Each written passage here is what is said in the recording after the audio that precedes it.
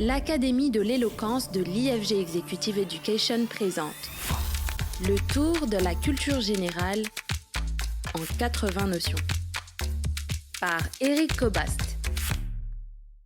Saison 1, la construction de la société. Épisode 3, anthropologie. Bonjour. La science qui étudie l'homme et qui s'efforce d'en cerner aussi la nature, eh bien c'est l'anthropologie, du grec anthropos, l'homme, et logos, la raison, la science, la connaissance, le langage. Mais les premiers anthropologues sont loin d'être des disciples de Claude Lévi-Strauss, c'est-à-dire des explorateurs ou de savants ethnologues. Ce sont des philosophes, tout simplement. On voit ainsi la pensée politique de Platon, ou bien celle de Rousseau, reposer sur une certaine représentation de la nature humaine, sur une certaine anthropologie.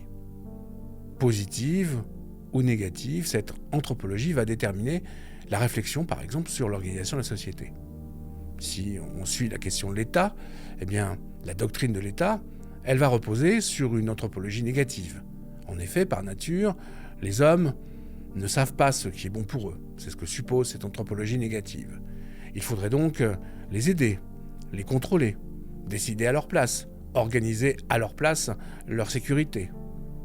En revanche, le libéralisme politique va témoigner, lui, d'un plus large optimisme et d'une confiance en la nature humaine. Alors, l'anthropologie ne permet pas seulement d'établir des philosophies politiques, elle permet aussi et surtout de comprendre ce passage de la nature à la culture qui nous occupe et ses conséquences.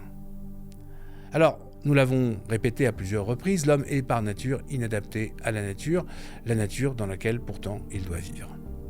C'est dire qu'il doit forcément transformer cette nature, agir pour pouvoir y vivre, en faire sa maison, précisément. En grec, la maison se dit oikos, ce qui va donner écologie, la science de la maison. Alors, agir, cela suppose d'abord évaluer ce qui est, et notamment juger de l'inadéquation de la réalité aux besoins, ou bien aux désirs que l'on ressent. C'est ensuite être capable de délibérer des moyens nécessaires à la transformation qui a été décidée, pour enfin, précisément, décider et trancher. Décider, ça signifie trancher. Trancher pour passer à l'acte. Donc, pas d'action sans réflexion préalable.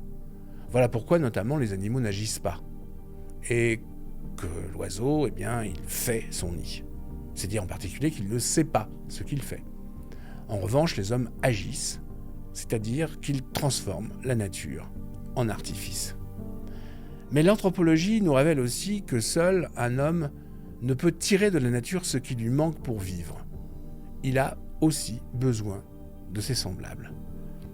Le premier de nos besoins, d'ailleurs, au fond, c'est l'autre. Entrer en relation avec lui est une nécessité. Faire société est un impératif.